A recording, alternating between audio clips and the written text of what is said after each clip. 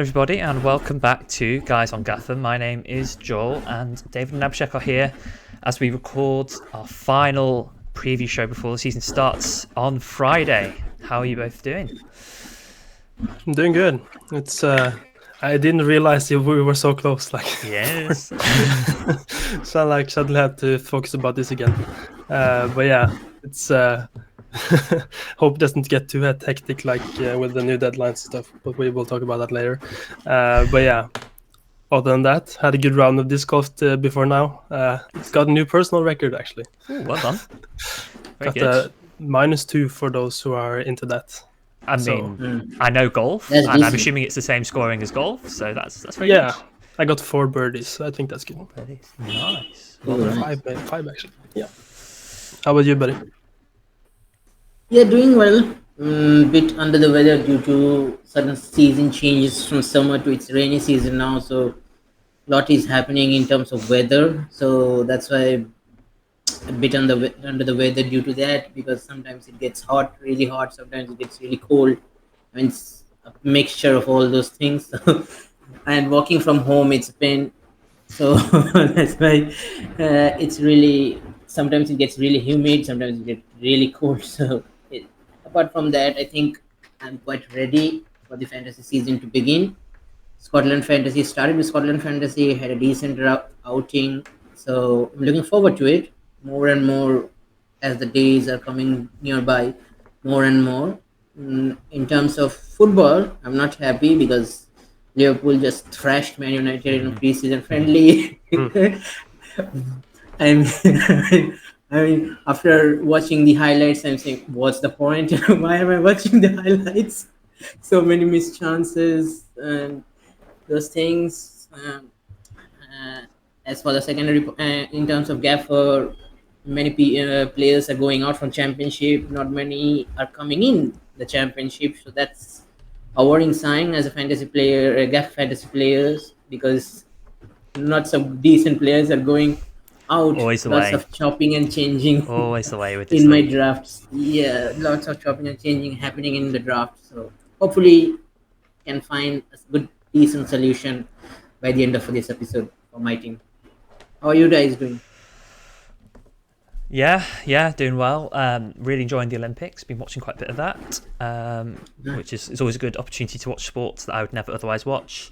Had my sister's graduation last week, which was really nice. So went to that.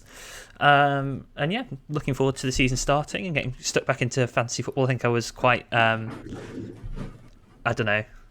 fantasy fatigued towards the end of last season.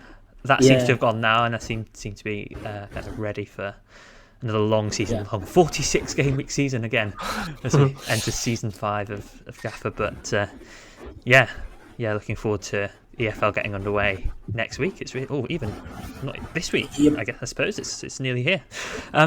This episode is going to be boosts, our table predictions. We've each done our 1 to 24s. Again, I think it's the third time we'll have done this, and we'll go through our current drafts and answer a couple of questions.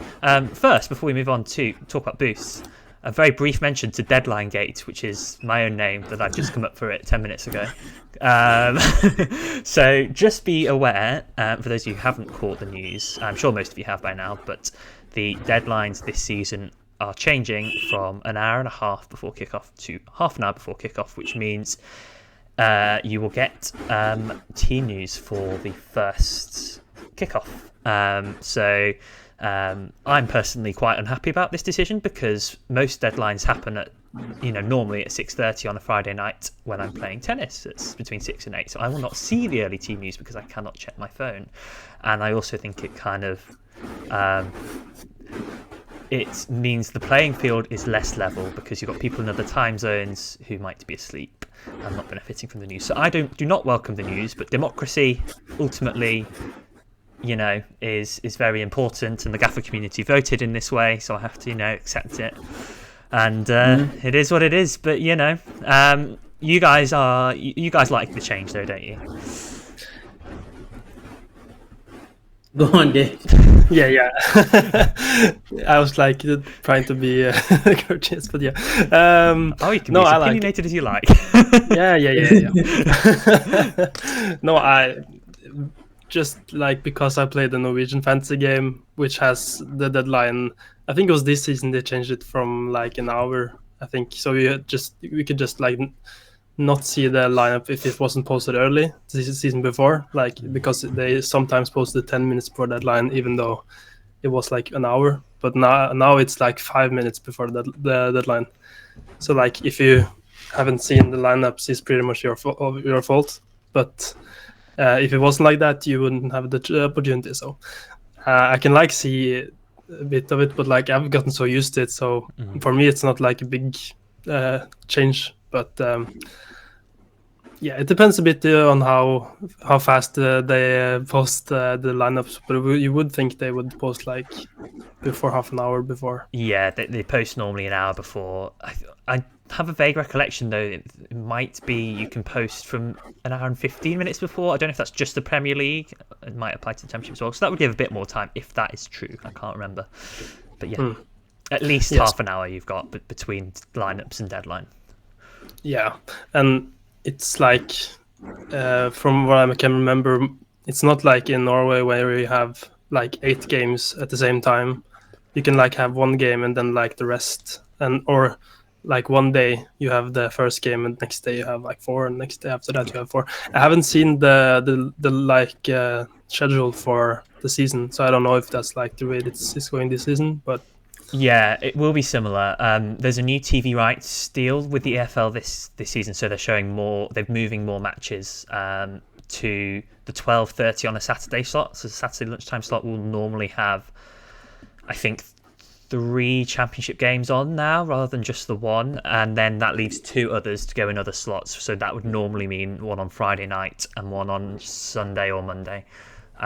So much the same in terms of it being Friday night deadlines most of the time, I think. But there might be the odd occasion where it's a Saturday deadline, particularly after midweek rounds, and you've got 3 matches that you could get lineups for, maybe. Yeah, I'm like used to the chaos of like 8 teams, and like if you, for example, are on the wild card, you like have to like if it's random benchings, you have to change for that. Like, and you also have this with the overhaul in this game, but with it not being as many games, I think it wouldn't be as like detrimental as it could have been. But yeah, it's positives and negatives, but in my book, it's like mostly positive. And Abhishek, as someone who's in a completely different time zone to us, you'd think it would be quite a negative thing, but you tend to be up around deadline anyway, don't you? Yeah, I mean, it doesn't make much difference for me altogether, because I think the deadline for the championship game, if it is not on Friday, if it is on Friday, then around 10:30, 11 o'clock an hour at night, it comes around. So it doesn't matter to me that much. Even if it's in Saturday, then it comes in at 3:30 in the afternoon. So it doesn't really matter that much. This change, whether it's 1.5 hours or 5 minutes or 30 minutes, whichever way it is. But one thing I can say is it does help you. I mean, I was just when I was listening to all the comments that you guys have put forward in Twitter and on their channel. One thing I can say that one player you can punt it on, 1 or 2 players you can punt it on after seeing the lineups. Whether you feel that this player might go off, you have the opportunity now. I mean, whether you want to have a punt player, whether you want to take a risk on somebody, you couldn't understand whichever way you're gonna go. But now I think after watching, let's say, Swansea playing Portsmouth, let's say, and you are saying that, okay, I have my 10 players or 9 players fixed, I know I'm getting it. Let's have a bit of a brave pick. Let's pick some of the attacking players from both sides and play it around. It might work, may not work. I'm just making a consensus here that you can look it around, not so disappointingly, those who are against it, but you can look it around like in that way also, that yeah, I can choose certain budget options who think can do a certain decent job on a given day. You can play like that if you really want. Also, one thing I thought about now is like with it being midweek deadlines as well, you have lots of rotation. So if you are around for deadline, then you could like avoid some weird benching, or at least sort your bench if you have a player that's like highly owned, or if it's like if it's just like an easy game, you can get the player that you wouldn't start. Or if it's an injury, it's a long season, so if you're like 50-50 on a player that could be injured, he could start if you see lineups. I hadn't thought of that in terms of that being where you could benefit the most, probably in midweeks. Doesn't change my opinion of it, but it does. Yeah, it would help us. Yeah, all we can say is that you can look around a bit positively, not so disappointingly, which you are looking at like now, but just come around to the fact that okay, we can look in a different way, but ultimately every person has their own lives, so whether they are free on that given day, it remains to be seen. So after all, it's a fantasy game, so nothing. Don't take too much pressure on that. Whether you missed one of the deadlines or not, you will finish on a better game week rank or overall rank than at least me. So at the end of the day, it's only a few fantasy points here and there, isn't it? And the amount of times you're going to be negatively affected by it if you're busy during that half an hour is probably only a couple of times a season at most, and some of those times you might not even get punished in terms of the outcome. So and sometimes you might even like be better because the players that that have been benched, they can come on and get points. Could happen. But I just before we move on, like I saw in one of the chats wherein like Mo Abba said like we're talking about the voting stuff. He had made his friends vote that they don't even play Gaffr. Oh, what? That's that much.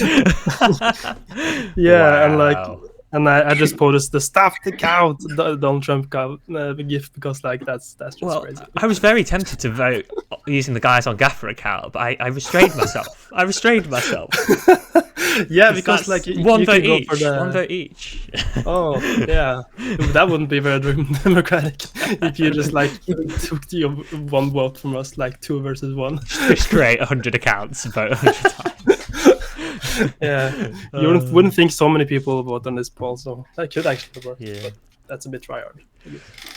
Right, let's move on to boosts then. I actually think this set of boosts is far less exciting than the Super League boosts and the Scottish Premiership boosts, but nonetheless, let's have a little chat about them. So, first of all, the opening set of 6 boosts that we have got are Overhaul, as always, unlimited transfers. I don't think we've had a single set of boosts without that before.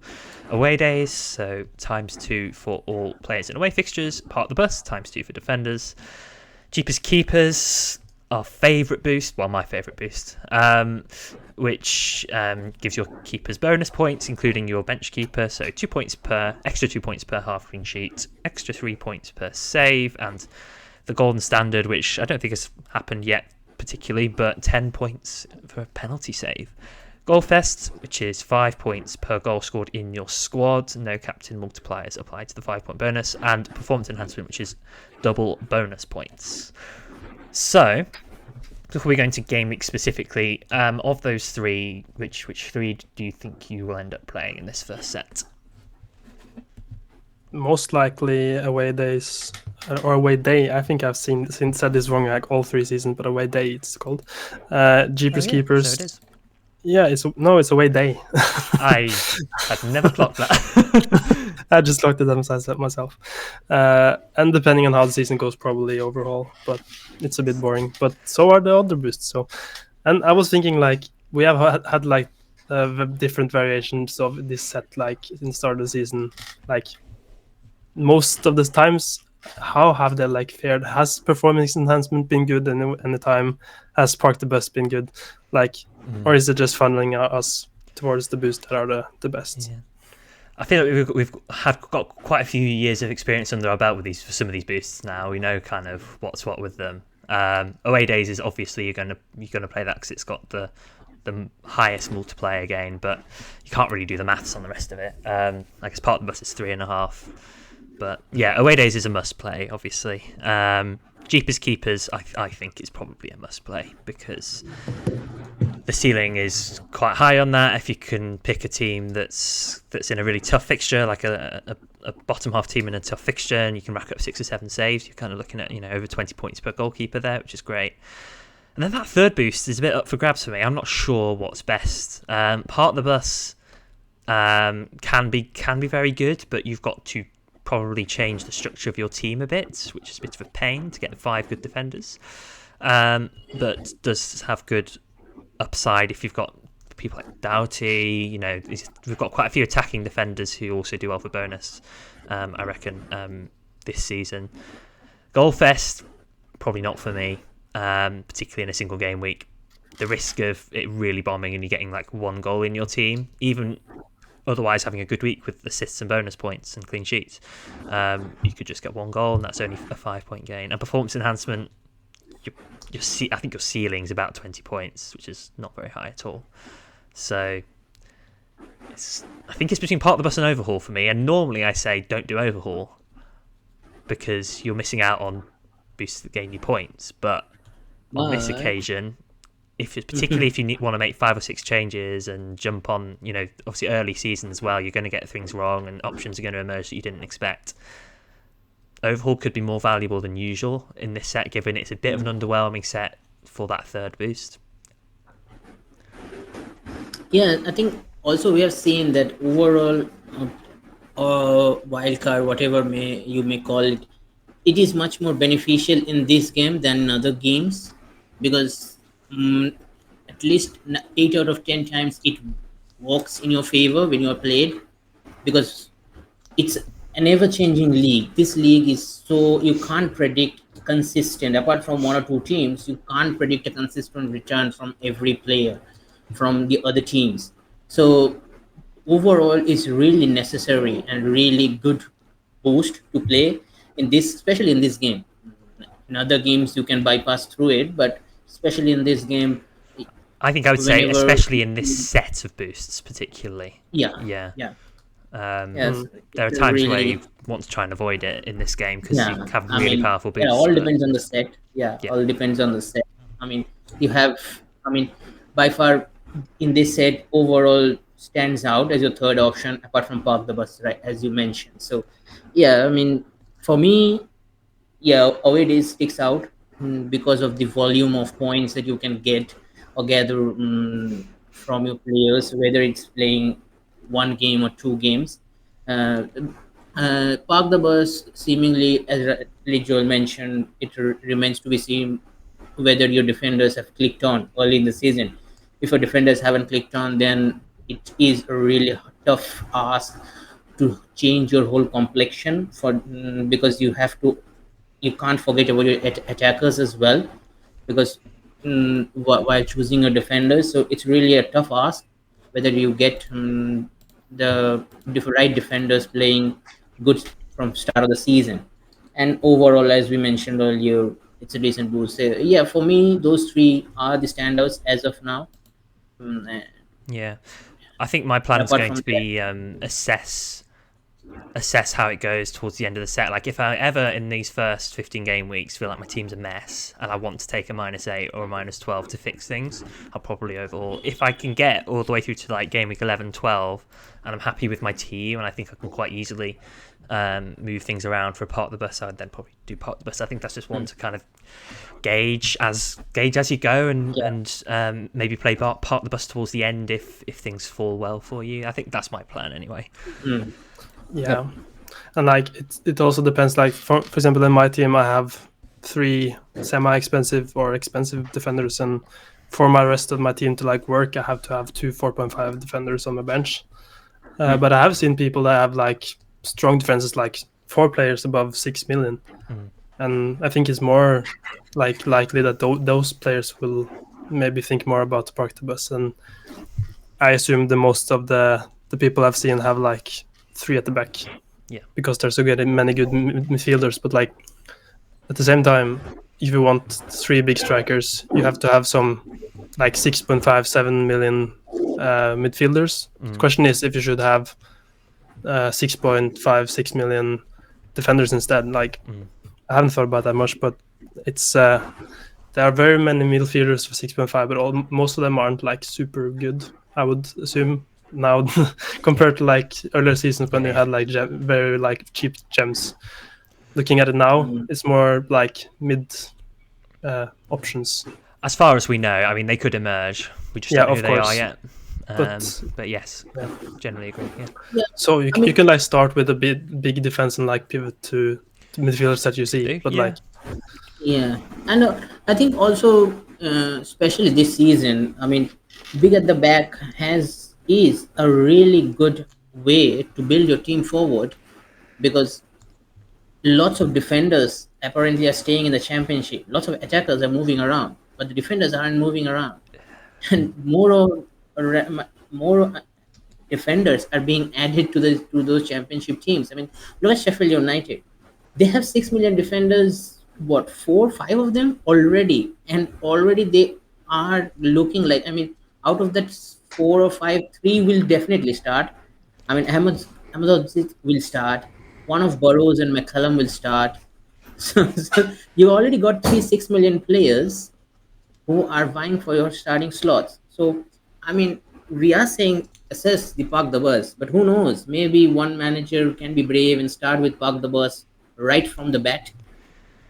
And I don't hate that as an idea at all, because then you don't have to kind of go in and then go back out. You can just start with it and then go out. I guess obviously you're sacrificing the information, I guess, of that you'd have doing it later on. But it's an interesting thought, that, And you're more likely to like hit players that are starting on the boost, like park the bus, than, for example, midfield dynamo. Like you could be unlucky there. It's less likely that your player gets benched.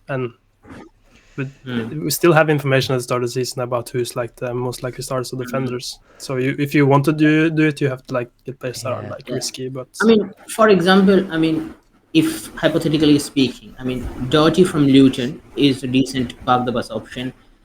One of McCallum and Burrows from Sheffield United is a decent option. NG is a decent option. Bogle. Who else? Bogle is a decent option. Of Bogle or Firpo, whoever may be, is a decent option. Middlesbrough, wingbacks, Engel or Eiling can be a decent option. So you got your 5 defenders already at the start of the season, who you know are assured starters from their respective clubs. So might be this season it's a way to go forward, playing park the bus early, then assess your plans for the other 2 boosts. And on top of that as well, at this early stage, we're not as sure who are going to be the most reliable captaincy options. Obviously, that's the problem with Park the Bus, is that you sacrifice an attacking captain that could go big. You know, you could have a striker that scores a brace that everyone else is captained, and then your Park the Bus doesn't do brilliantly, and you've lost out on all those captain points. Whereas when we don't have that information now so much, we're less likely to lose out in that way. So it's I had not considered it before this podcast. So it's a really interesting thought. And also, like, if you want to go for it from the start, it's a very good potential way to like get a big like head start, because we have like seen the winners of the game the last few years have like won by like a big margin sometimes. And I don't know if that happens in the early season, but like it's probably big weeks that like make you stand out a bit. So I don't know if it's been usual to start it from the start of the season. I know people are talking about it in the Super League game, like playing 3 boosts in like 5 weeks. I haven't like looked into it enough, and I probably need to watch your video, Joel, about it. But like, by the way, watch that, guys. It's Joel did the video about Super League. It's on our channel. But yeah, that's like seems a bit crazy, but maybe not, because it's a double game week in that game. But yeah, I don't know. It's always, I mean, like in the Scotland game, I played the Tarzan boost, with no knowledge of the league, and like because it's so hard to set up. But like, you are going to be sacrificing the information. We have to make that point very, very clear. It is a risk. Any boost you play in game week 1, it is a risk, because you don't know starting 11s fully, and you don't know how teams are going to shape up and how they're going to perform. So it is a big risk, but there are obviously these benefits. I have 2 other things to briefly point out as well. One is that actually, I think this is quite unusual.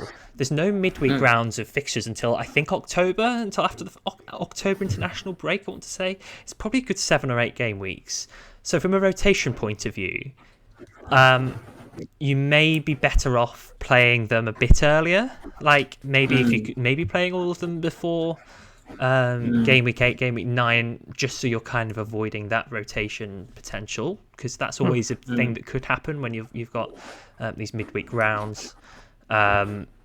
so it's just a thought. It might not affect your plans, but it could do, particularly for the more significant boosts like away days, maybe. And what was my other point? I had another point. Oh yeah, and as we were talking about the benefits of Overhaul earlier, the other benefit of Overhaul in this set is to set up for or get out of away days. Now, you've seen in previous seasons, like, people will choose to do an Overhaul into or out of a boost that's really difficult to set up for, and they've decided to do that over a really good point scoring boost because of the hits it would require, how much of a headache it is to plan for that boost and maybe the other boost afterwards as well.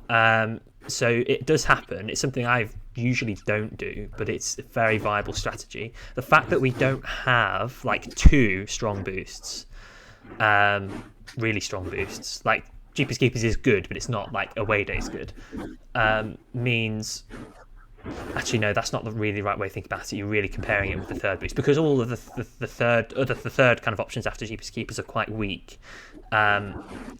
The strategy of overhauling into away days or overhauling out of away days rather than taking your hits in or out is much more compelling. Like, it feels like a much better idea, or it's an even stronger strategy this time, because you're not sacrificing as big a points boost as you would do in another set.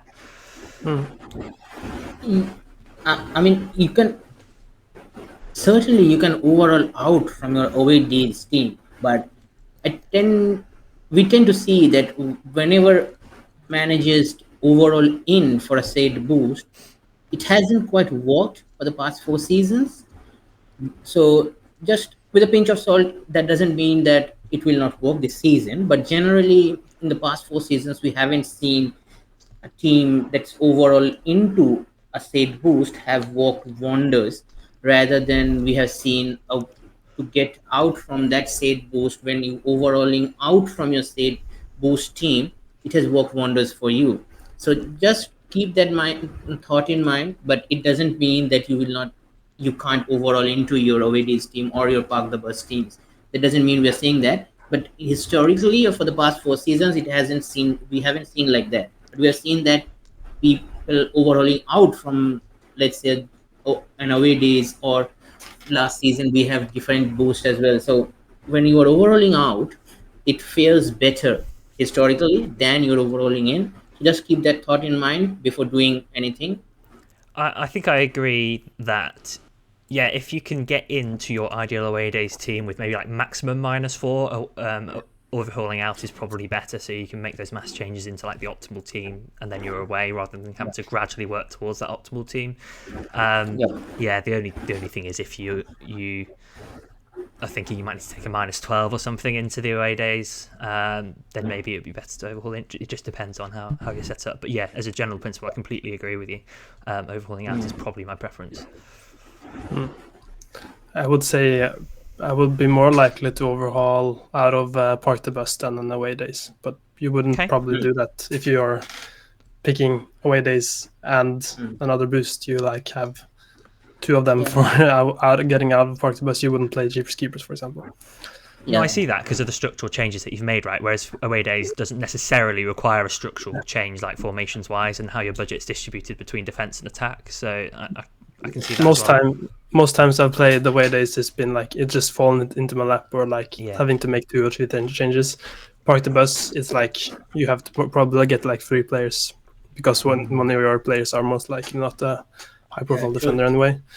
But yeah, and you also don't necessarily have to get bad players in for away days. You just can get the higher greatest players from teams that are playing in away game. Yeah, it's different than like Budget Buster. That's like a completely different thing. So overhaul would be a complete lock for everyone if Budget Buster was in this set instead of away days. For sure. Yeah.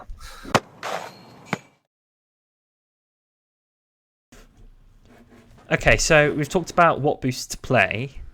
What about when to play, particularly away days and Jeepers Keepers? I've had a little look into this, if you want me to just read out what I've looked into, unless you guys want to start with anything that you've go on. found. We have prepared, so go on. We are now seeing Okay, I'm just going to call out some options for away days that I very briefly picked out, and you can kind of decide for yourself which ones seem to be the best fixtures. Game week 3, so we've got Burnley away to Sunderland, Sheffield United away to Norwich, Luton away to Preston, Leeds away to Sheffield Wednesday, Coventry away to Bristol City, and I've put in here Plymouth away to QPR in case we want a Whittaker or something. So that's game week 3. Game week 5, Burnley are away to Leeds, so that's not ideal. But there are a lot of the other big teams do play away. So Coventry are away to Watford, Luton are away to Millwall, Norwich are away to Swansea, and Sunderland are away to Plymouth. If you've got like Jack Clark, for example. Game week 7. Now this one stands out to me big time. Burnley away to Oxford United, Luton away to Plymouth, Sheffield United away to Portsmouth, West Brom away to Sheffield Wednesday, Norwich away to Derby, Sunderland away to Watford. That's the one I'm most likely going to try and aim for away days, because those fixtures are really good for those top teams. And the last one I've put in is game week 14, so Hull away to Oxford United, if anyone does emerge for Hull and they actually sign some players.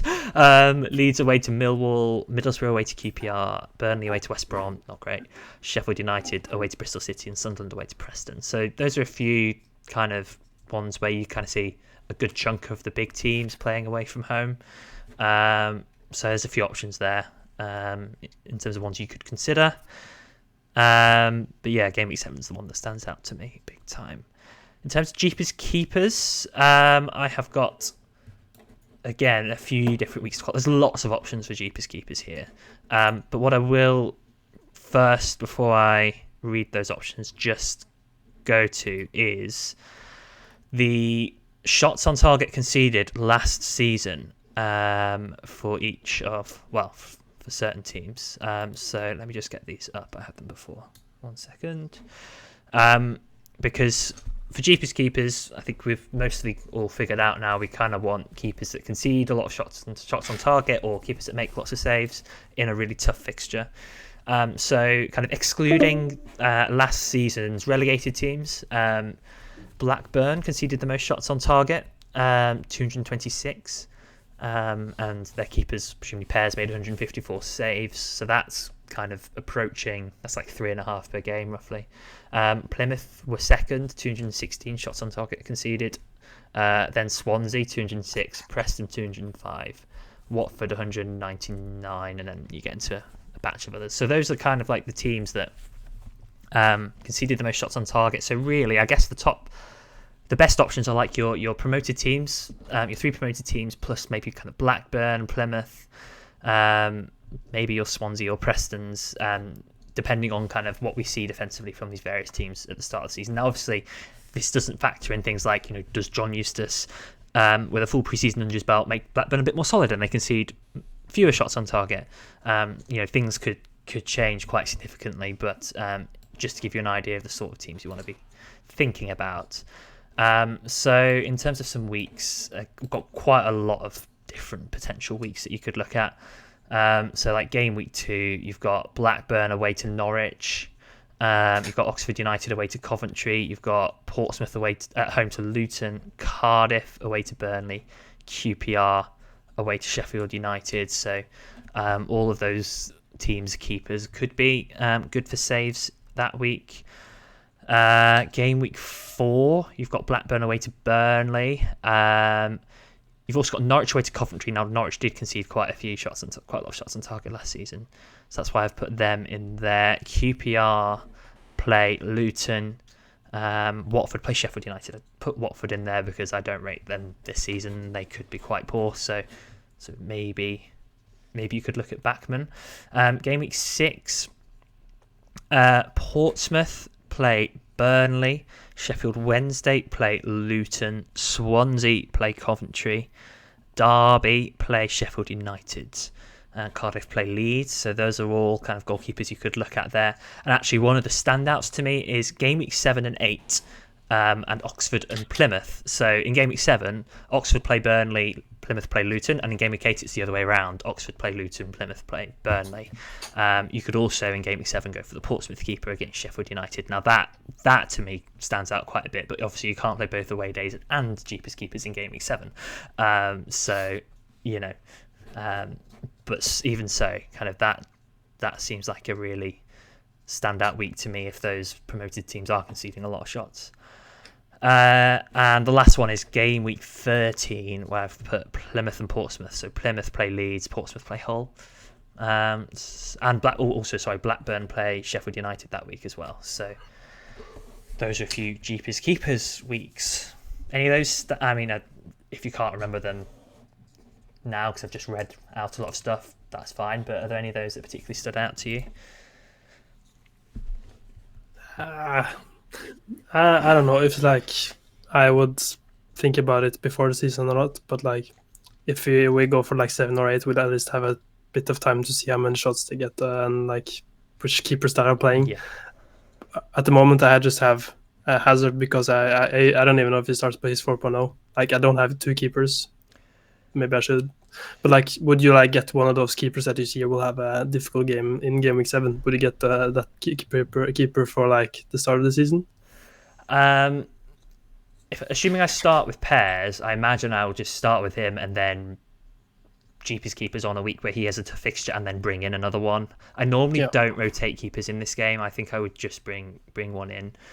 I'm not sure what the status of Cooper is at Plymouth, because obviously if he leaves, then Hazard potentially becomes the number 1 at 4.0. I'm not sure. I know there were rumours that he might leave, but I don't know where they're at now.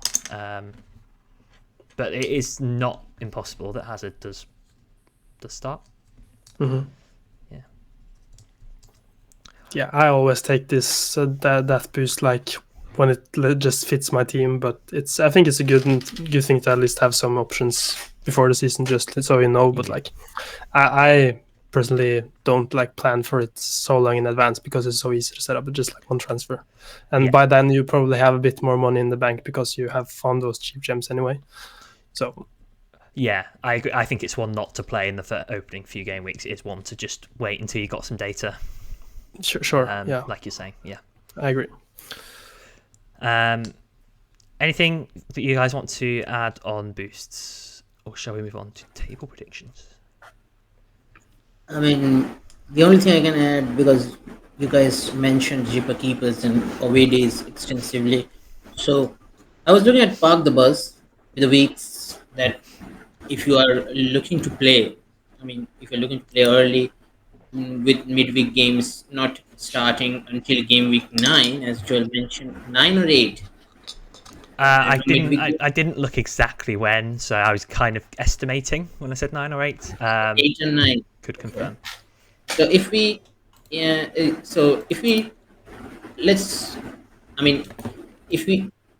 don't look at that until Joel finds I'll be something able about to it. tell you in about 30 seconds, or less than that. Sorry, it's game week 8 is the first midweek round. Game week 8 is the first midweek round.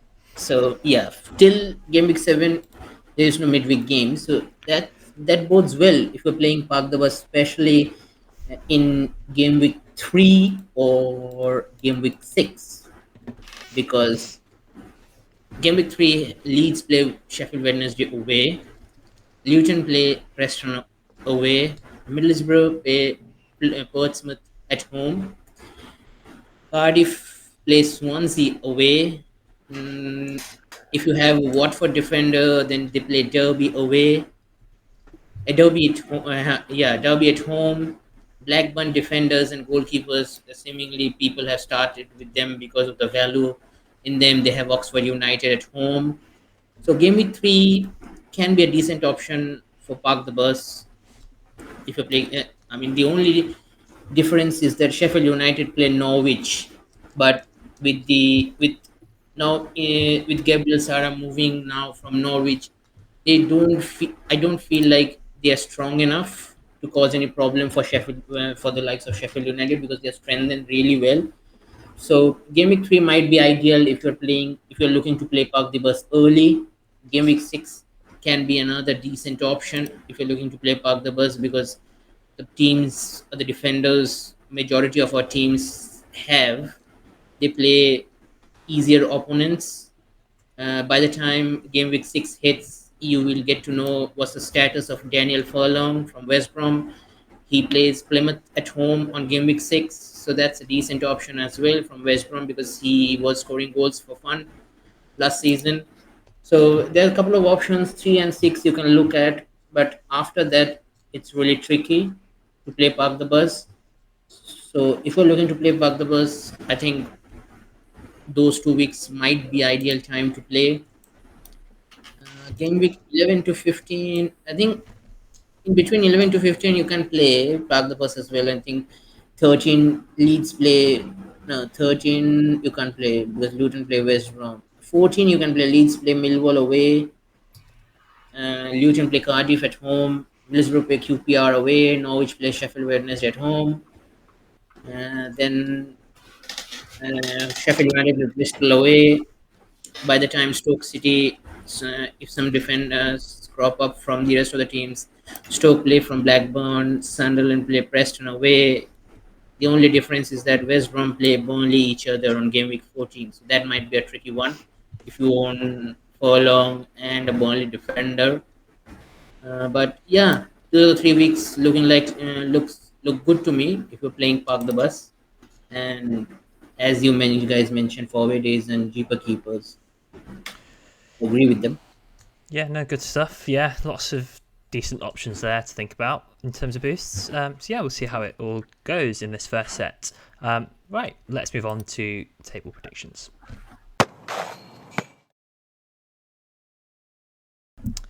Okay, so it's time for us to reveal our table predictions. We have, done our 1 to 24s for the season, and we will score these at the end like we have done the last 2 years and see who got closest.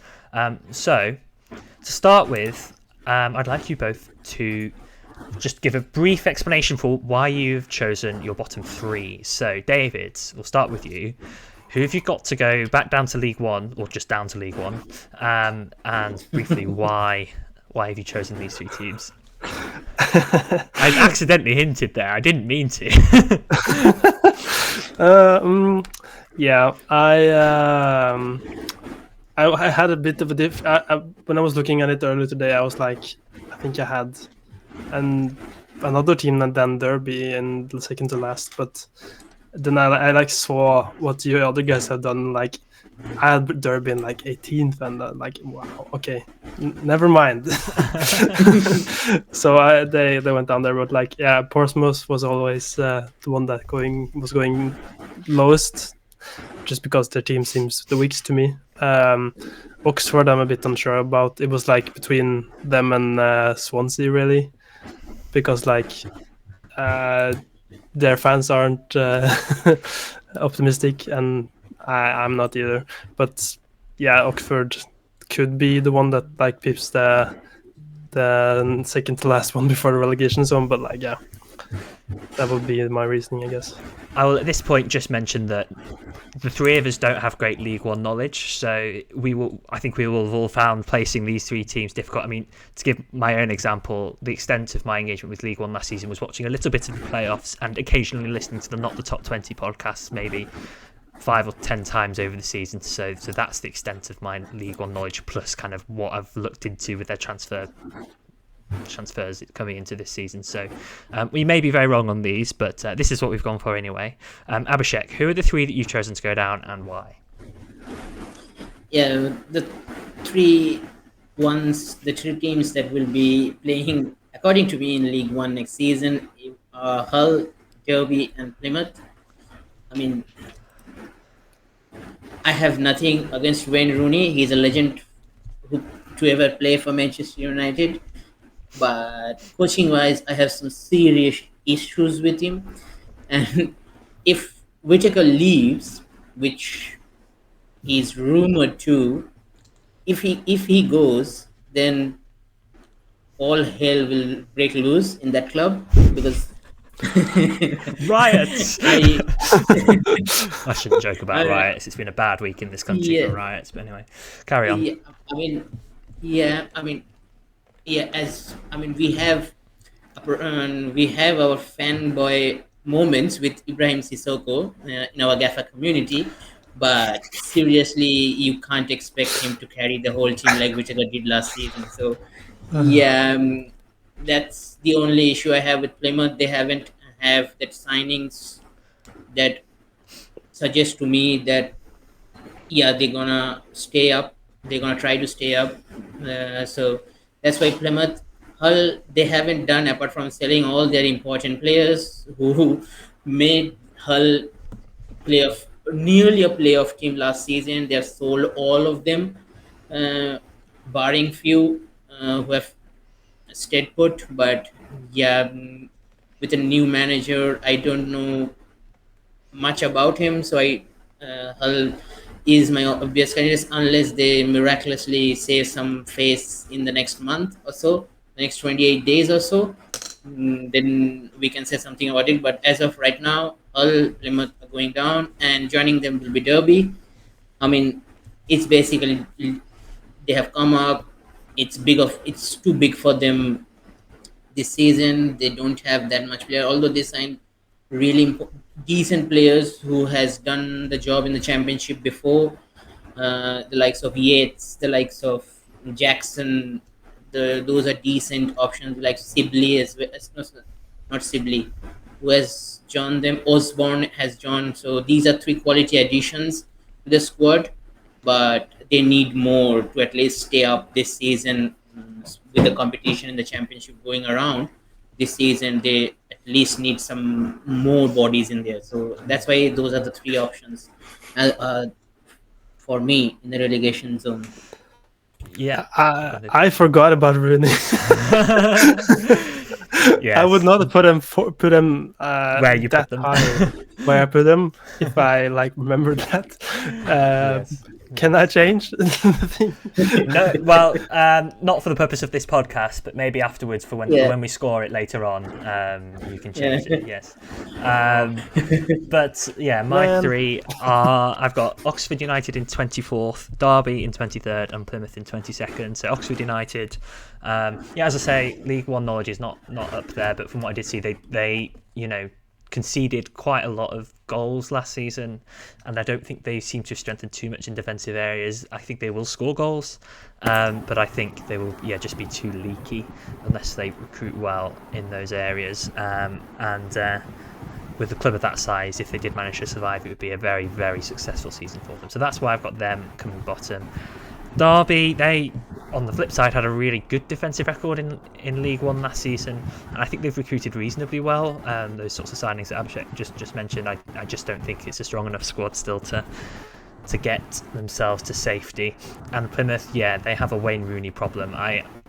When I first saw that they'd appointed him, I was like, they're going to be my bottom team. But on reflection, I think they probably won't end the season with Wayne Rooney, and they might get a bit of a bounce, but it just might not be enough. And as you say, Whittaker, as of now, is still at the club, but I think Rangers have put in a couple of bids for him, so it remains to be seen whether he leaves. And if he does go, he's obviously so important to them, and it will be a massive blow to them. So I do think they will probably go down this season. Right, so the next three teams, can you please reveal, David, your teams that have finished, you think will finish between 19th and 21st, so teams that will probably have pretty poor seasons but just avoid relegation. Kind of what's your thinking with these three teams? Yeah, my 21st place is Swansea, my 20th is Blackburn, and my 19th is Preston. Which is, I think, is a bit different to last season because I think I put the most of the the promoted sides in that place, but this time is teams that have been mid-table earlier, but I don't think they're strengthened enough, and they don't excite me that much. So that not very good reasons, but I don't think they are doing better than the teams above them. I think. Cool. Same question to you, Abhishek. Yeah, mine 21st is Swansea, 20th is Preston, and 19th is Portsmouth. I mean, Swansea, they really need a forward who can score goals for them. They haven't signed anyone of that sort. They've signed two attacking midfielders who I feel will do a decent job because I know nothing about them. But both of them are young and both of them were doing well in their previous clubs. So they need a new number 9 really badly. A couple of them, actually, to score goals for them. So it will be a tough season for them. Preston, as much as I like Brady, I can't put forward more of them. The only guy that they assigned, I think, is Sam Greenwood and the Norwegian guy, who I know nothing about. Sam Greenwood can be bit on, bit off, so don't know how they're gonna play out.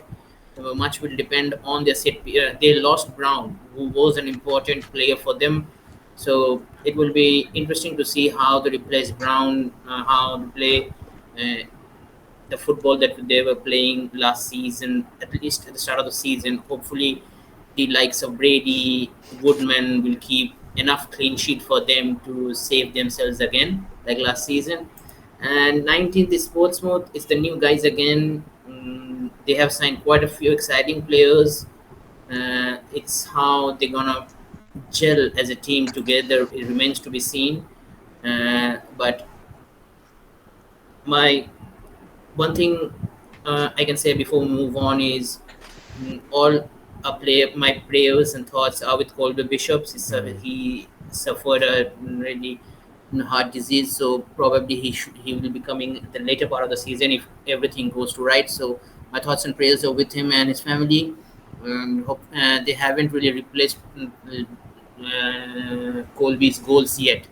So it remains to be seen who scores the goal, because if you are relying too much on Josh Murphy, it's a really difficult task for him to build every week in, week out. So yeah, much remains to be seen. That's why Portsmouth is 19th.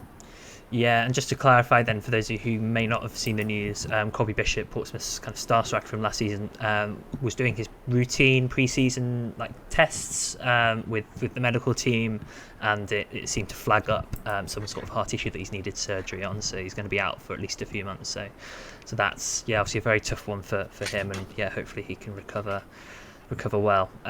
My three kind of hovering above the relegation zone. So I've got Blackburn in 21st, Watford in 20th, and Swansea in 19th. Blackburn would not have survived last season without the goals of top scorer Sammy Szmodics. As of now, he is still at the club, but it seems quite unlikely that he will be staying.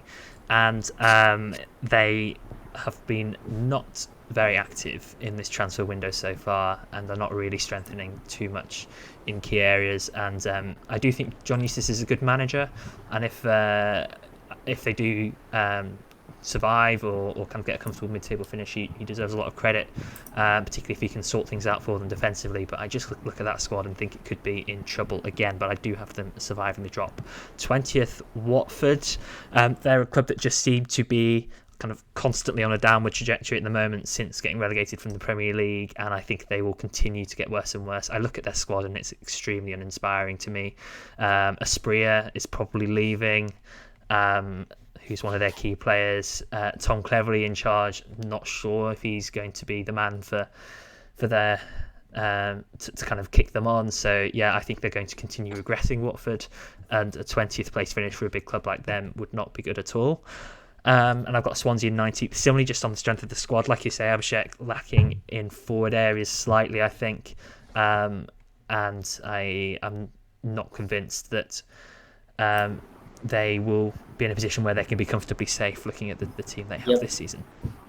Right, next, I'd like you to, David, round out the top half, please. So 6 teams, 13th down to 18th. So, rattling through these nice and quickly. If you can. 13 to 18? Yes, please. Yep. Okay. Hull, Bristol, Cardiff, Sheffield Wednesday, Plymouth, and Watford. Anything else you'd like to say? I don't want Plymouth in 14th. I wasn't really sure about Cardiff, but they probably aren't as far down as I originally thought, but not above 16s for me. But and a big regression for Hull, down from wherever they finished last season, 8th, was it? 9th? I can stick with my Plymouth pick and hope that Whittaker stays and they just fire Rooney in game week 3. But that would be the only way that would go in. But I can stick with it and just hope. But All right, Abhishek.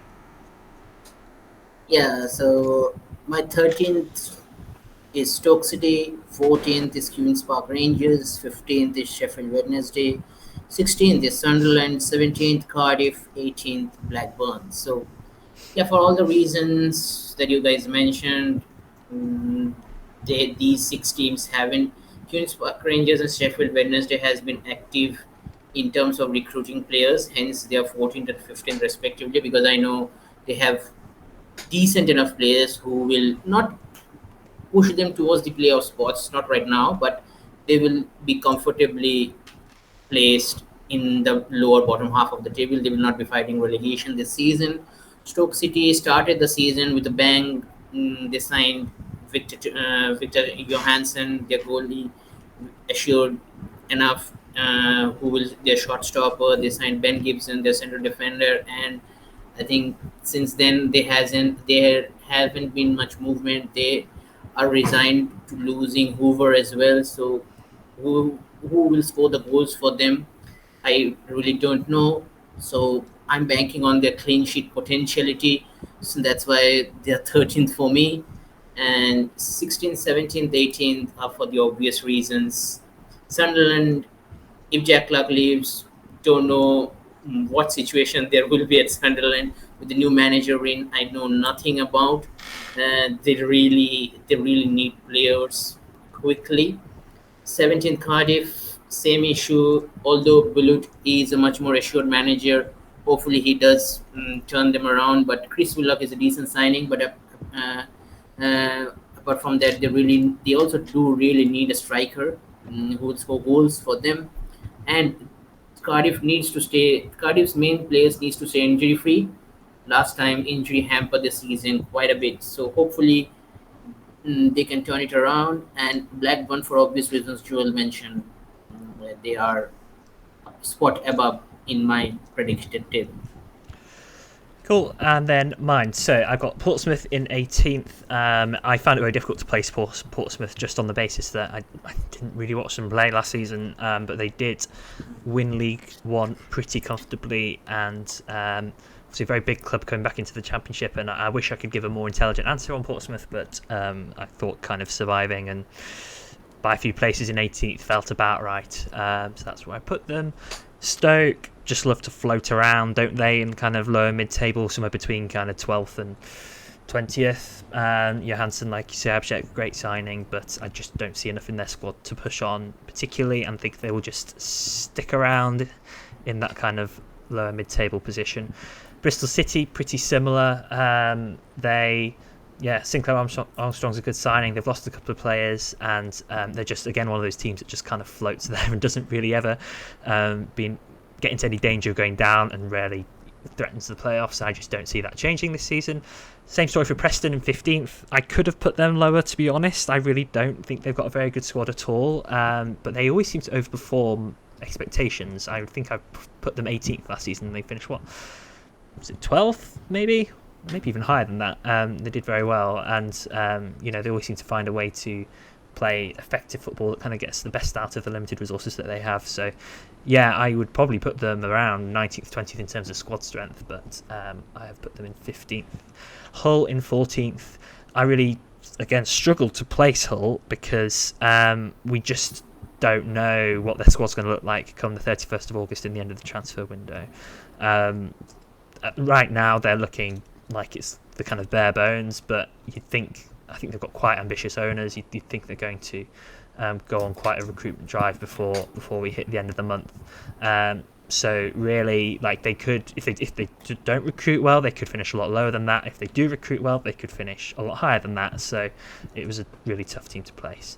And then 13th, they've got QPR. Since they brought in Cifuentes last season, they were very, very impressive in how they turned things around and got out of the drop zone.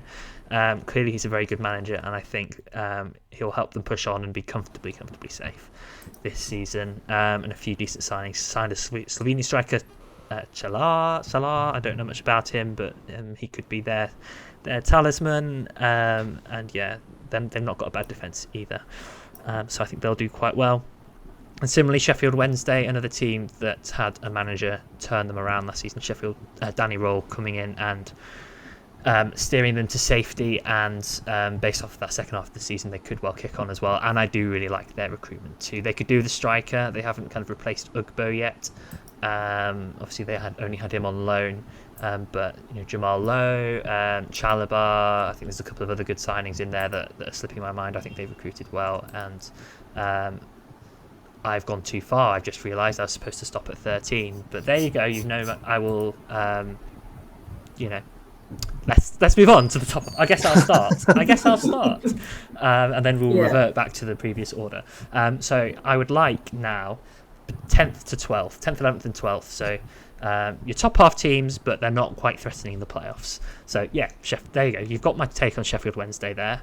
I think it's because Sheffield Wednesday and QPR are just such similar teams in terms of like their trajectory over last season, and they're right next to each other that I ended up just carrying on talking. But anyway, about Sheffield Wednesday. Millwall. I think might be a bit more solid this season. They are traditionally a very solid team, and I think we will see an improvement from them. I think their squad is good enough to be comfortably mid-table, and I don't think they'll be in any trouble. But yeah, I don't think they'll be anywhere kind of close to the playoffs. Langstaff coming in from Notts County is a bit of an interesting one. Obviously, he's brilliant at League 2 level. Can it translate to Championship? Who knows? But yeah, that's where I've placed Millwall. And then Sunderland in 10th. So yeah, I think they'll improve slightly. They still could really do with a striker.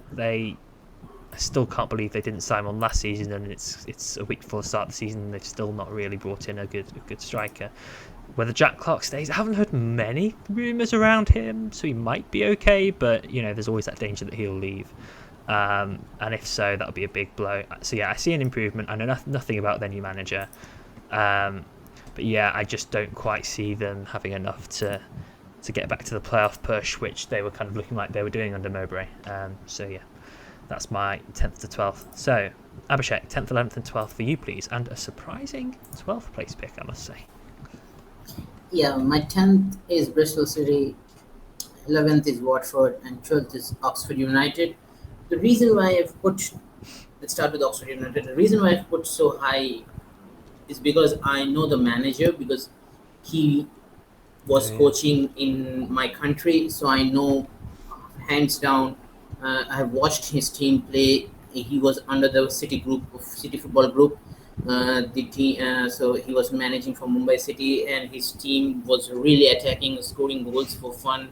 He was really compact in terms of defensive options. His goalkeepers were playing like a sweeper keeper. So he will really get his team to play a really attacking brand of football, and as a result of that, he will become Leeds 2.0. The Bielsa 2.0, because they will concede a lot of goals. So in terms of defensive options, try to avoid Oxford United, or when you play Oxford United, try to get your attacking players right on point, who you feel like will score lots of goals, because teams facing Oxford United will have a lot of goals on that match, because he will play really highly attacking brand of football. And in terms of recruitment, they are done decently, I feel. So hopefully they will perform better.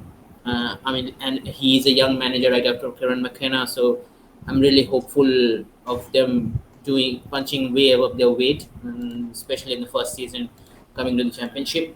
In terms of 10th and 11th position, these are the usual suspects. Bristol City never goes away, never goes out. They are firmly placed. Hopefully they can get to kick into a new gear with all those young players that are currently there. Scott Slinger Armstrong is a decent signing. Bell and Knight are already in there. They need to find a solution for Tommy Conway as soon as possible. Otherwise, it will be a really poor taste in a highly spirited group, because if he doesn't play, then he has to play, because he's the most. He was the top scorer for the past 2 seasons. So if he stays and doesn't go anywhere, you need to play him. But the manager seemingly has thought that he will not play until his future is sorted. So they needs to find a solution. Otherwise, I'm hoping the good results for Bristol City. And Watford, unlike Wayne Rooney, I have high hopes for Tom Cleverley. Hopefully, he can perform well with his squad. But as Joel mentioned, Esprilla is a really good player, but he seems to be moving somewhere else. So they need much will depend on how Chakvedadze play and the two strikers play that they have, Bio and the other guy that they have. Yeah, Rivich, So yeah, hopefully they can form a decent partnership because Chakvetadze did really well in the Euros for Georgia.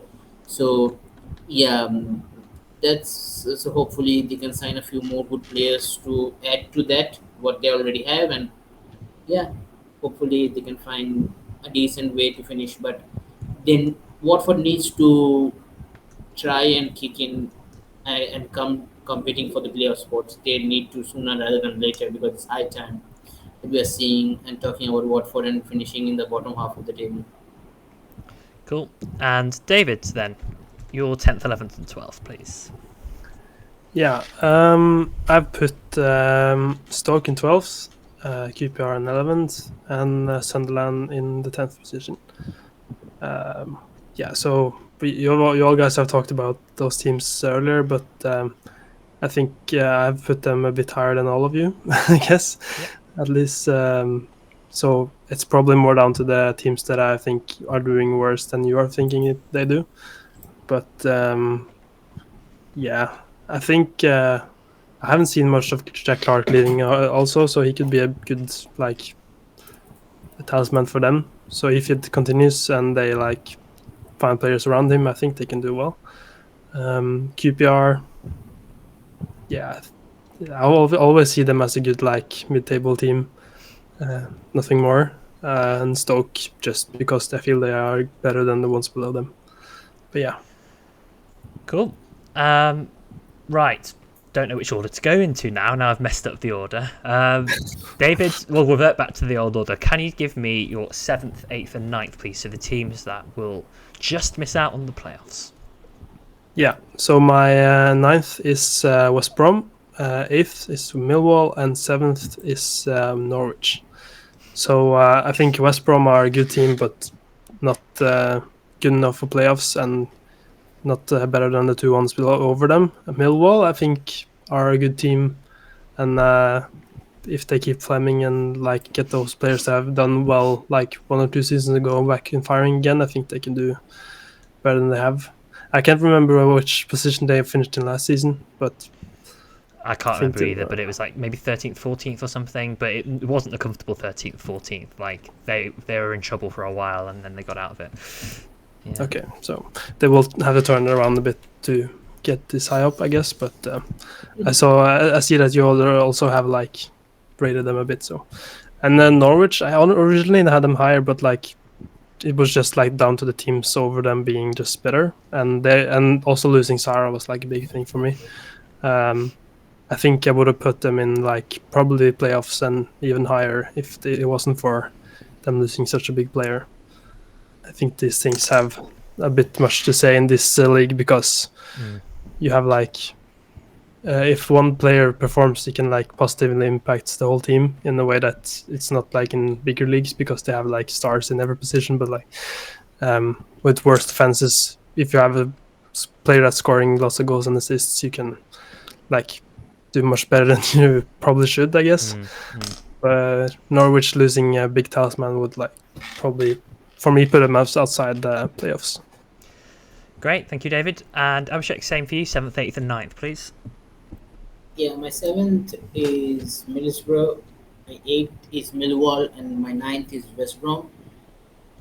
Reason being, they are teams that have good players that can help your squad towards challenge for the playoff spots, but they are not there yet, especially with West Brom. They're losing players due to FFP. Middlesbrough, although they have added few players, they still need players who can push them towards that next level. And Millwall, although have put Millwall in 8, there's still an unknown quantity going around because the last time they signed 2 forward players, it hasn't worked. They had to rely heavily on Bradshaw last season. So they have once again signed serious, genuine goal scorer, a marksman of sort in from League Two. I mean, from the lower leagues. So hopefully he does well.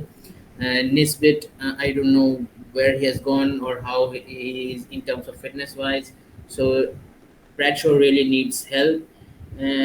It will be a crucial season for Fleming as well if he wants the move towards bigger clubs. Then he needs to perform this season really well, like Gabriel Saura has done for Norwich for the past 2 seasons. So he needs to perform well now. It's high time. He probably is going into his fourth season in Millwall, fourth or third season in Millwall. So he needs to now perform, kick up a gear now, and play for yourself and your team as well.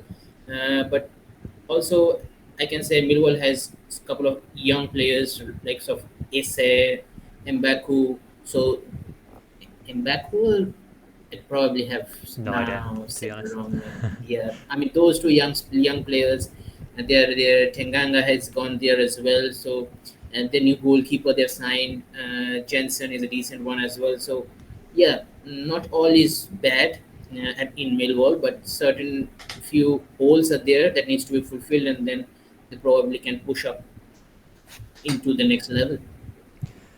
Great. I've got Cardiff in 9th place, which is possibly my most risky prediction of the lot. That's quite high.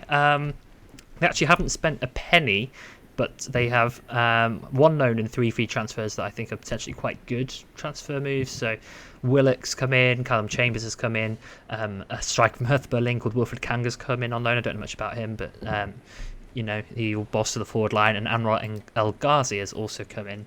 And yeah, I think they've made just understated but solid signings, really.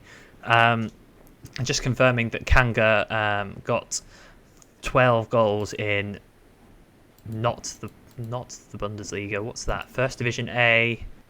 I actually don't know where that is. He was clearly on loan somewhere last season. It looks like the Belgian league. Yeah, it was the Belgian league. So yeah. Anyway, point being, some decent signings, and I don't know. It's just a bit of a hunch, really. I could get this one very wrong, and they could come 15th, 16th, like kind of you guys have placed them. That's where I've put them. I think they could have an improvement, not enough to really threaten the playoffs, but to impress a bit more than they did last season and make a bit of progress. Norwich in 8th. They were 6th at the start of the day, and then I saw that Gabriel Saura had left, and that was them knocked out of the playoffs.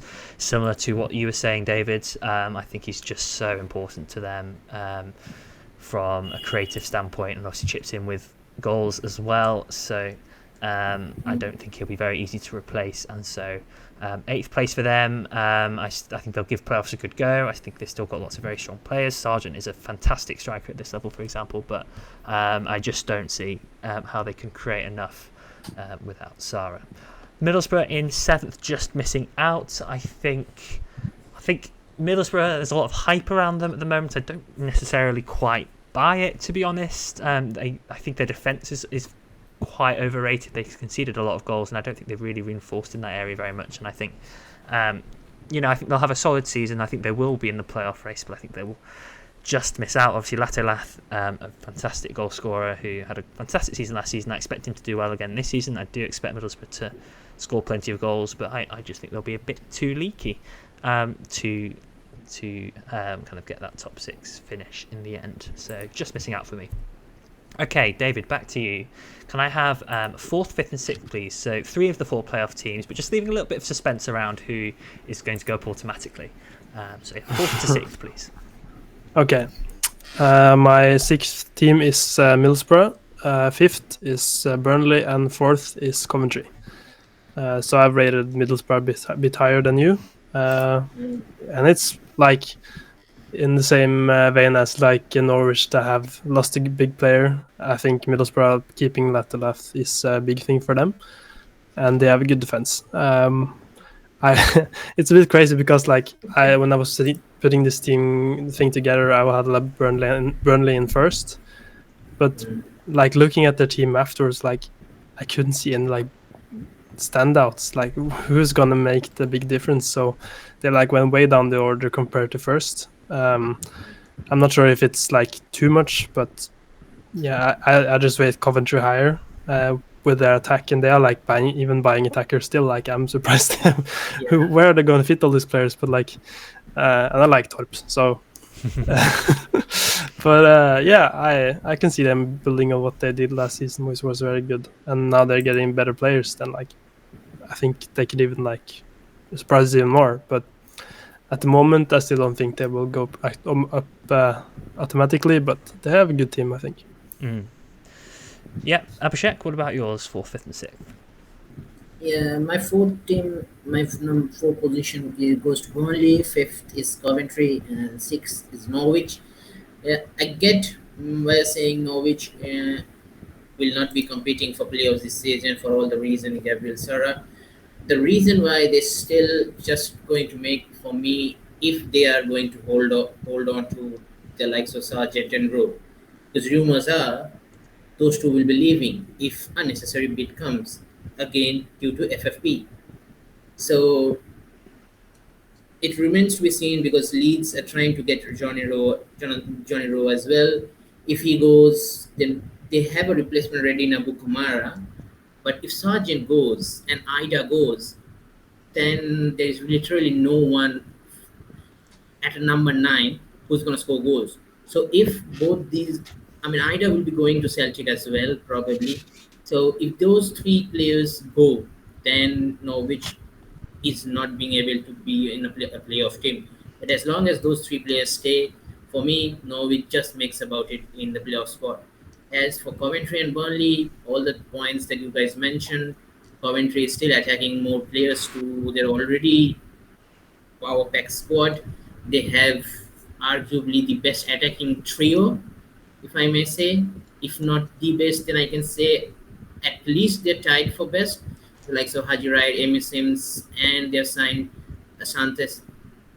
Thomas Asante. Brendan. Not Asante Samuel. Thomas Asante. So arguably those trio of strikers, they have the potential to score lots of goals in between them. And with Rudoni, that's a shrewd business as well by Mark Robbins. Rudoni, they have Sakamoto, they have plethora of attacking talent. Storp, as David mentioned, so they have lots of options. They can rotate a bit. They can, so they will be one of the high scoring teams this season, I guess, in terms of right now with the attacking talent they have. So yeah, Coventry 5th and Burnley 4th for me. Wonderful. So I've got West Brom in 6th. So I guess the only one putting them in the playoffs. I think Carlos Corberán is a big reason for that. He's just such a good manager tactically, and I don't think their squad is bad at all. So I think he'll continue to do a good job and keep kind of West Brom in and around the playoff picture. I do understand why people have said that they'll regress, but I do think it shouldn't be a surprise at all if they do kind of sneak in again. They will be solid again. You'll see their young players like Fellows, for example, who've had a bit of a breakout season last season. Hopefully they'll kick on and I guess get a bit more consistency under their belts, playing lots and lots of minutes this year. So I think West Brom will sneak in there. Sheffield United in 5th. They have, I guess, not the most amazing squad compared to the real top teams, and maybe compared to kind of Luton and Burnley coming down, but I still think there's a pretty solid 11 out there. Kiefer Moore is a good signing up top. Their defence should be pretty good. Burrows coming in from Peterborough is a very good signing. They still have Gus Hamer, brought in Callum O'Hare. Yeah, I think it's still a very solid, particularly first 11. There's maybe a slight depth issue, but I don't see them threatening the top 2, but I certainly see them being solid enough to secure a playoff berth. And similar to you guys, Coventry in 4th. They're just such a settled team under Mark Robbins. Fantastic manager. It's amazing what he's done with the club in his kind of long spell there. They don't seem to, aside from O'Hare, have lost any key players, and even O'Hare didn't really play loads last season, so he wasn't really a key figure for them even last season. So I think they could do extremely well and get in the playoffs. Like you say, that attack is very, very good. Rudoni's a great signing. And they're just such a well-run club that just continue to improve year on year. and are kind of always seeming to be trending in the right direction. And I think they will, I guess, see the fruits of that this year. Which leaves us with our top three. So, can you give us, David, your top three, and who is going to get automatic promotion and who is going to just miss out? Yeah, so my third is Sheffield United, second is Leeds, and first is Luton. So I think Sheffield United's team looks good, as you said. A bit better than you think, but not as good as the top two, of course. The reason I haven't put Leeds up top is like, I think that it's a bit like uncertain who will step up.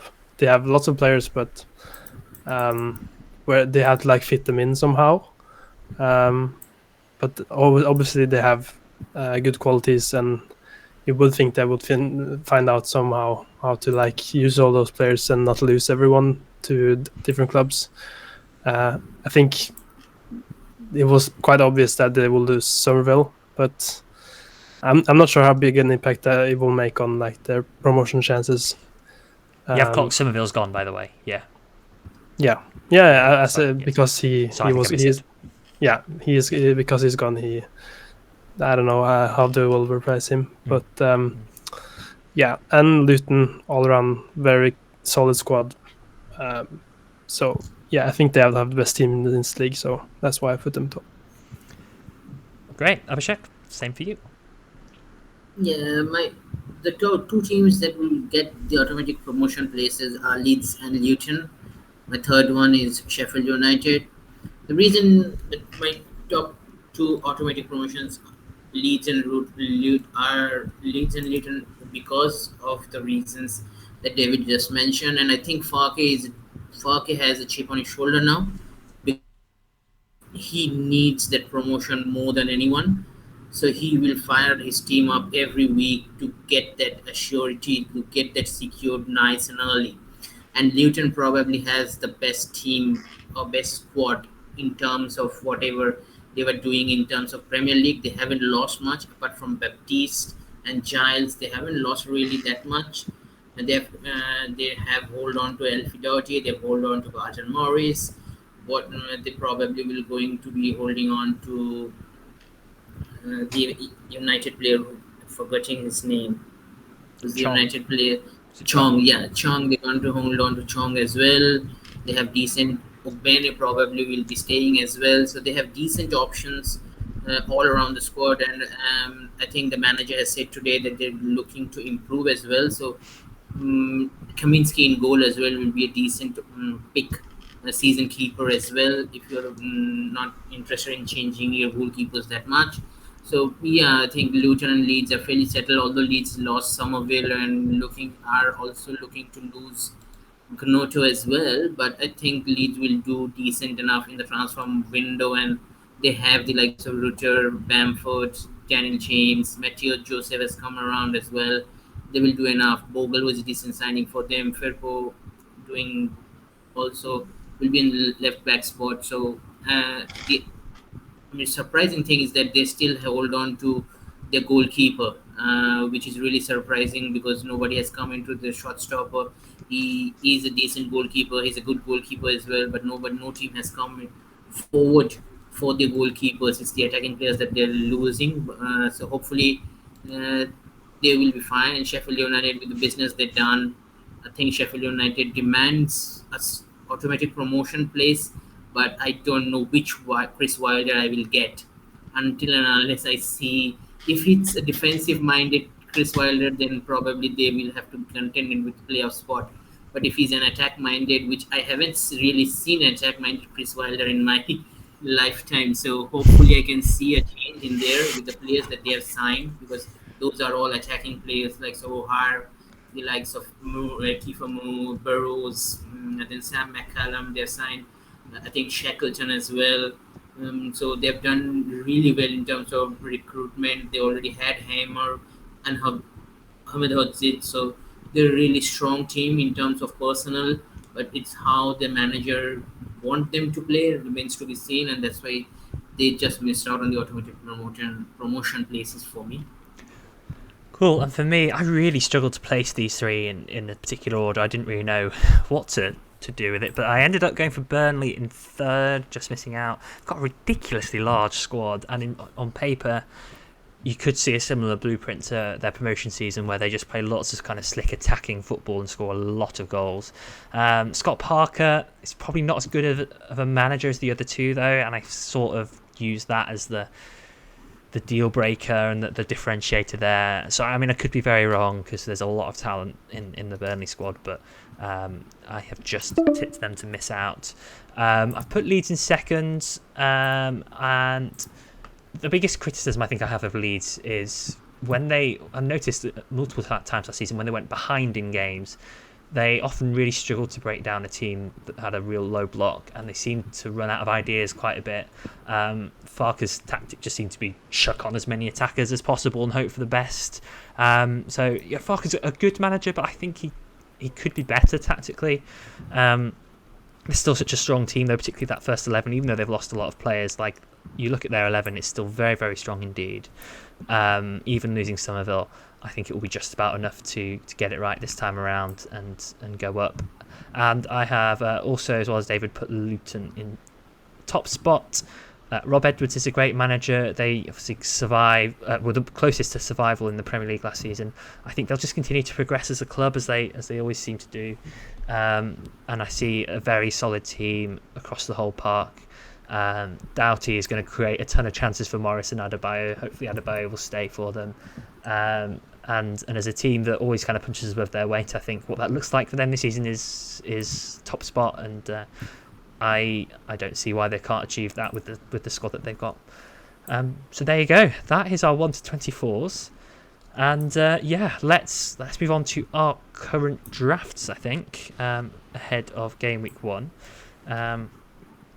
So let's bring our faces back as well. David, yours is on the screen first.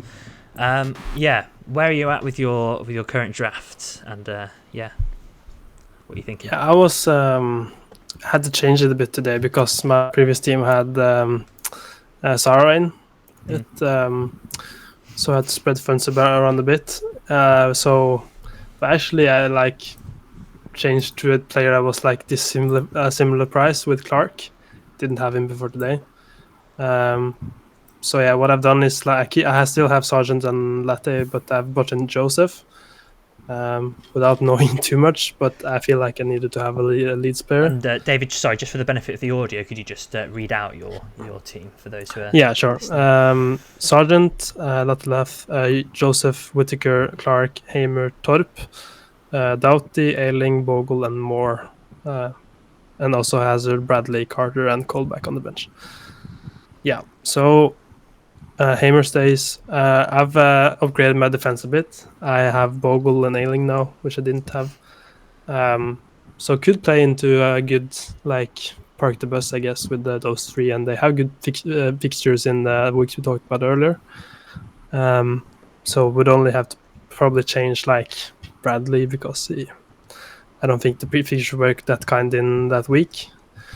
But so only thing I'm not sure how I would get into my team without making big sacrifices would be Morris, for example, which I had earlier today, but he's not in my team anymore, and I don't like that really.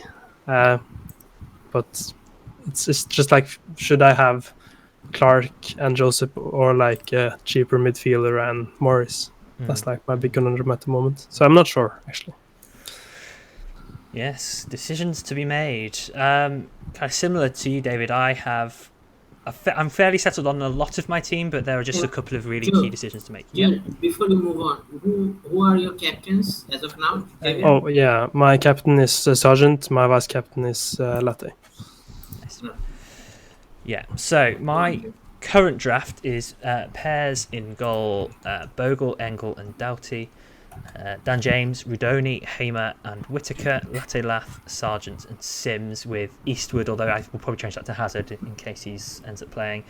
Pickering, Volks, and McFadgen on the bench. I'm fairly settled on most of it. I think the key decisions for me are, I guess, what I do with 3 spots, particularly the Bogle, Dan James, and Sims spots. For a long time, I didn't have Bogle, and I had another 4.5 million defender that I would rotate with Pickering, and I had Morris or Adebayo. I like the look of both Morris and Adebayo. I'm really not sure which one I'd go for, but I really like the idea of having one of them instead of Sims. And also, I could alternatively also, use that money instead of upgrading Sims to Morrison or Adebayo. I could upgrade James to Clark. So it's kind of, do I go with Bogle or do I get 2 million instead with a 4.5 million defender and upgrade either James or Sims? I'm not sure at the moment. That's basically the key decision. Currently got the same captaincy as David, although I didn't really think about it that much. I just chucked them on. So I will give a bit more thought, but it wouldn't surprise me if I did go with that. Sargent, captain, Latte, Lath, Vice. Rudoni, I guess, is my punt. I think he could do very well, but it's certainly a punt at 6.5. So we'll see how he does and whether that's a success or not. Abhishek. Yeah. So for my fifth squad of 15, I've gone. My 2 goalkeepers are Kaminsky and Archer from QPR.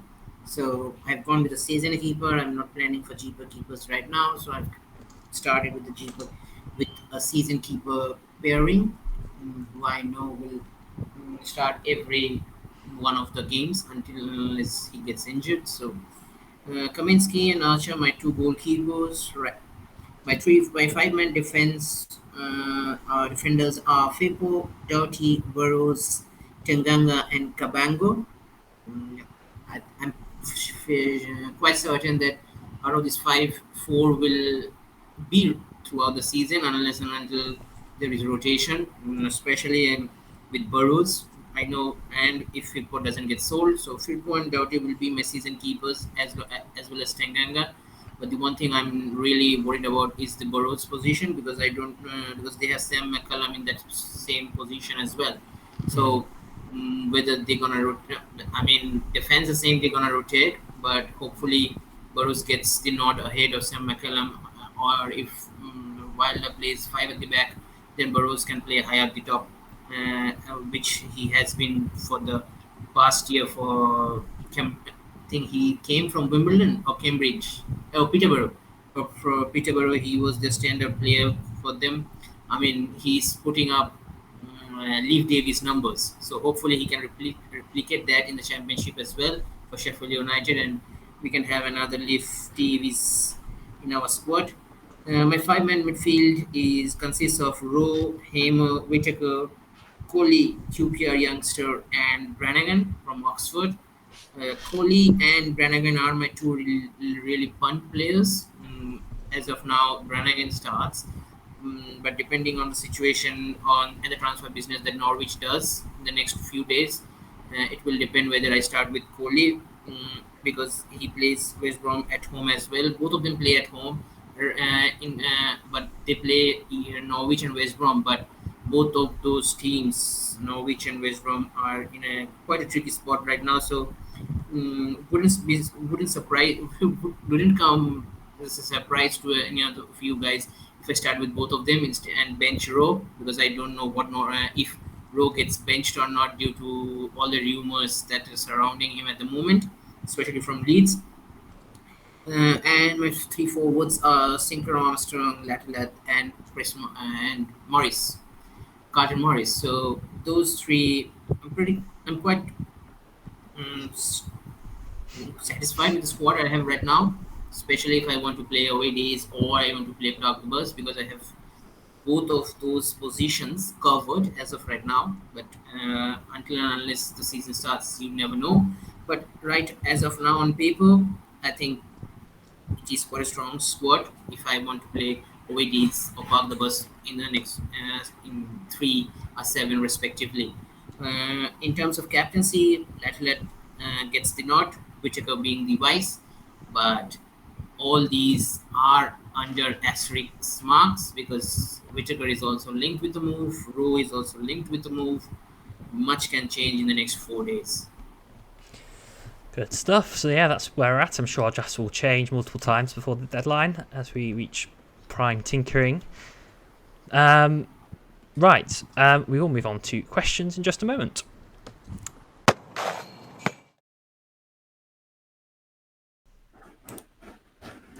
Yeah, so moving on to questions. We have the first one from Billy Hadaway, which says, "Hi guys, thanks for all the great content." You're welcome.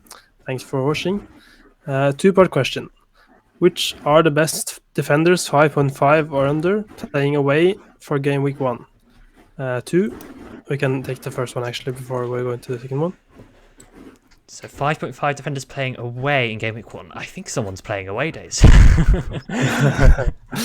Maybe. I would think so. Way. Let's have a think here. Probably a Norwich player, I guess. Yeah, are any of them 5.5? Yeah, they're all 5.5. Possibly. Maybe. Possibly Stacey. Yeah, Mumba for Plymouth against Sheffield Wednesday. Possibly. I do see Wednesday scoring. Probably not West Brom, right? I guess Furlong's too expensive. Yeah, Furlong's you too should probably expensive. at least have one Sheffield United against Preston. Swansea defenders you can have. Swansea defenders you can have.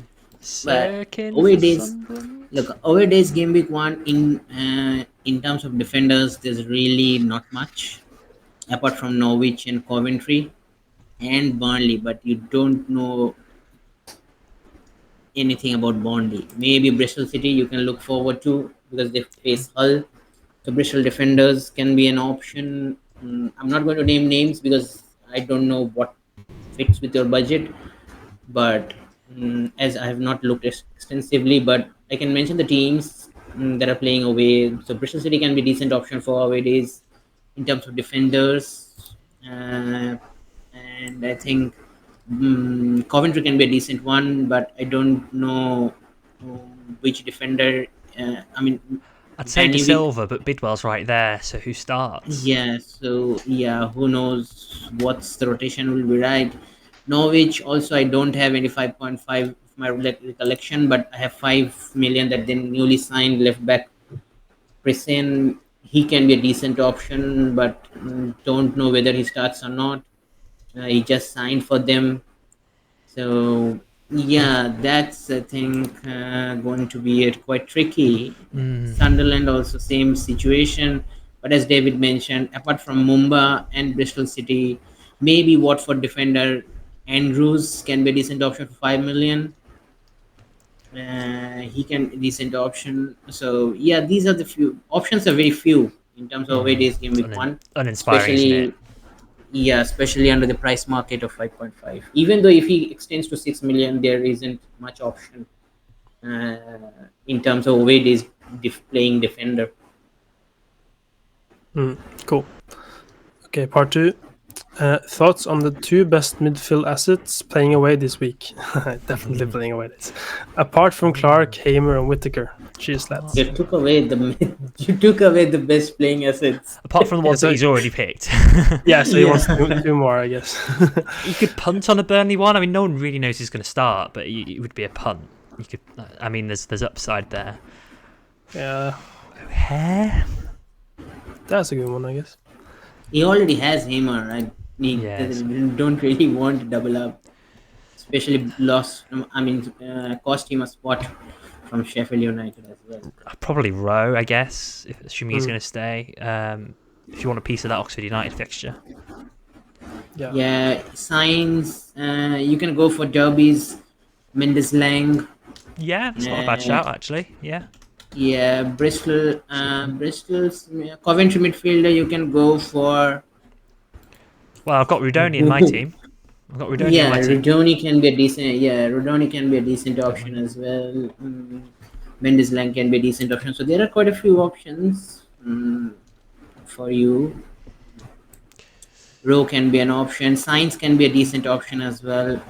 If Rowe doesn't start, Borja Sainz. Fastnet can be an option as well. These are all midfielders. Possibly Fellows from West Brom, potentially against QPR. That could be one. Yeah, Fellows can be an option. Watford, maybe Lauza can be an option. I'm not sure he's there anymore. I think he's gone.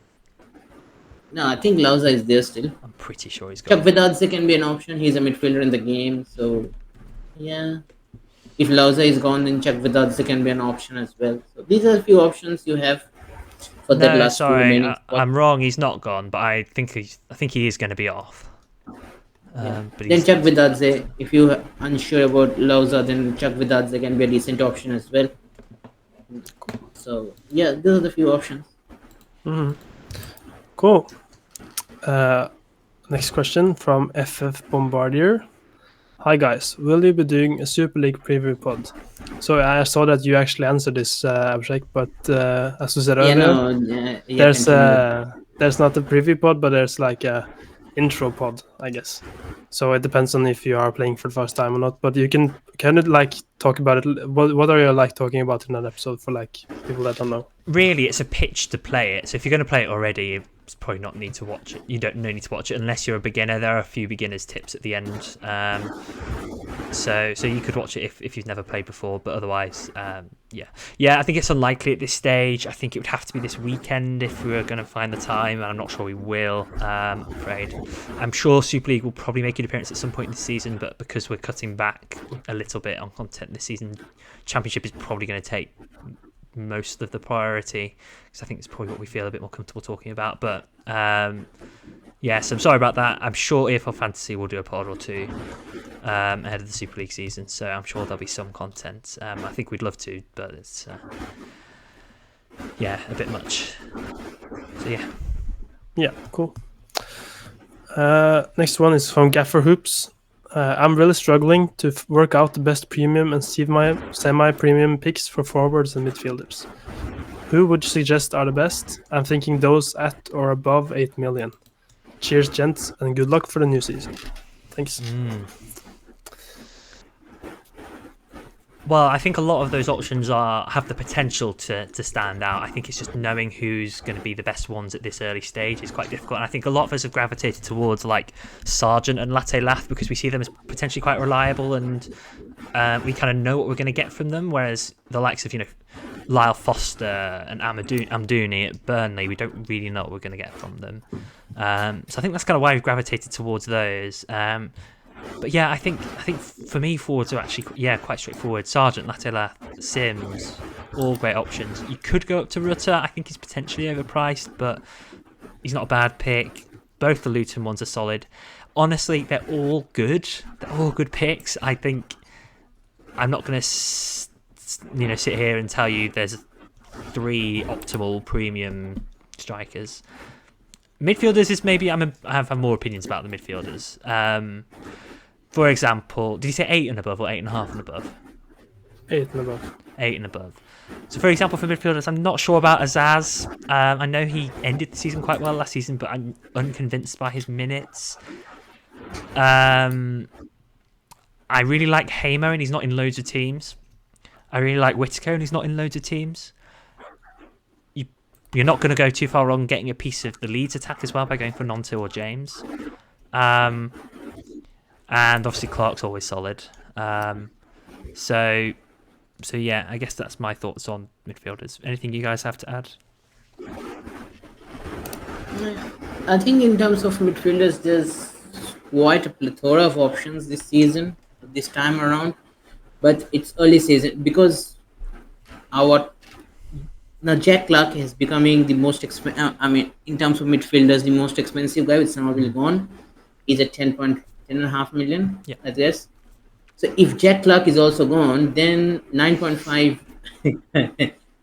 or 9 million. You're losing your premium picks, aren't you? Premium prices. Yeah, so it's quite tough to suggest from midfielder spot. Especially, I tend to look forward more alongside whatever the picks that Joel mentioned right there. Those are your obvious ones. If Johnny Rowe moves to Leeds or stays at Norwich, he will be a decent option regardless. Then in terms of midfield options, I think Rudoni can be a decent option, but it's slightly under the price of whatever semi-premium price that we may call in 7 to 8 million, 8 to 9 million range. Bruno Gunnerto, if he stays, then can be a decent option. Daniel James will be an option, but really depends on whatever position he plays, or whether he plays alongside Noto or starts ahead of him. mm, if he leaves, and but the pickings are really slim. O'Hare, we don't know whatever O'Hare we're gonna get. If we're gonna get O'Hare of Coventry City from a couple of seasons back, then I think he's a really good option. But how much toll that injury has taken out of him remains to be seen. So Chuck Vidadze can be a decent option, but he's at 7 million, so he's also, you cannot call him as semi-premium. Can you call semi-premium 7 million? No. Touching on the threshold, maybe. Mid price, that is. Yeah. So there's a lot of Whitaker, don't know whether he stays or not. So there's a lot of uncertainties regarding all these players, which hopefully will come to fruition by game week 3. So as of right now, the people that Joel mentioned, I can't add any more to that. One thing I will say though is it could be a good idea to have some of those price points above 8, because there are so many you can choose from. I'm like looking at my team now and like thinking, do I have enough of those or do I have too many? But like, because if I want 3 that's above 8, I kind of have to sacrifice my third expensive striker. So for me, it's like with so great value there, you can like switch between them if the one you pick is not like the best. That's a good point. But like, for example, Hamer versus O'Hare, if I want to like take my 2 of my like expensive midfielders down to like fit in Morris as well, but like that makes my team worse overall. So I'm not sure. It's a bit more difficult with like team balance, because there are so many like a bit more expensive players than, for example, in the FPL, where you have like 2 super expensive ones and then just the rest are like 6.5. You don't have that in this game. You have like 8 and above, and you need almost all of them to have a good team. So it's a bit difficult, and that's a good thing, I guess. Yeah, that's. I mean, what really is interesting this season is that all our money is tied up in defense and in forwards. If we are going 2 premium forwards and 3 premium defenders, we have to find priced value additions from our midfield. We can't get more than one premium for our midfield, and that has been held by the sale of Somerville, Sarah. That has further helped for us to invest all those money by going either big at the back or big at the front. So you have, I mean, for this season, unless something miraculous happens or some decent guys signed up, midfield prices will be in the value addition picks that we pick from the teams, I guess.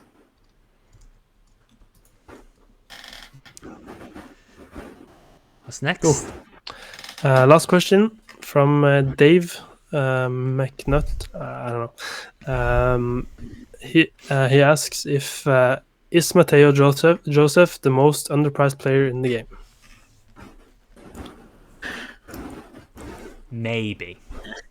I don't know. I mean, he's not really entered my thinking. I've just directly assumed that like Bamford or Pirro would be the starting striker, but there seems to be indications that might not be the case from those who are a bit more in the know than me. I think for me, I don't think I want to start with him. I think he's a wait and see, because I don't know what his minutes look like. But if he is going to be the preferred starting striker for Leeds, he could absolutely be the most underpriced player in the game.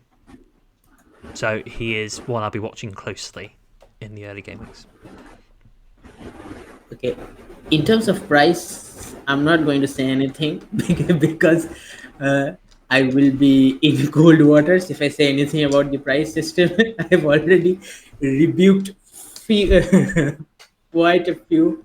Already I have been in the wrong end of the conversation, so I'm not going to say in terms of especially considering the price point. But as Joel mentioned, if he continues to start, and if Leeds doesn't sign anyone in that position by the deadline or afterwards, and if he continues his preseason form, then for sure he's going to be the most undervalued pick. Cool. Is that all our That's questions? all, no, that's all questions. Good stuff. Right, a few last bits and pieces before we finish then. Firstly, I have just seen a thread from Gaffr Irons, and I had completely not noticed this at all.